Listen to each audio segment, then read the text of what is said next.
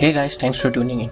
In this video, I will be creating a new look for the rear end of the Tata Nexon. As you would know that Tata Motors had given the Nexon a facelift. However, the major changes were done on the front end. The rear end was almost identical to the previous model. So what I have tried to do here is give the Nexon a new look using the design language that we have seen on the company's latest models such as the Harrier and the Altroz. I hope you enjoyed this making video, and if you do, make sure to hit that like button. Also, if you are new to my YouTube channel, do subscribe and click the bell icon for future notifications. And yes, if you have some interesting ideas, you can share it with me in the comment section. Enjoy the video.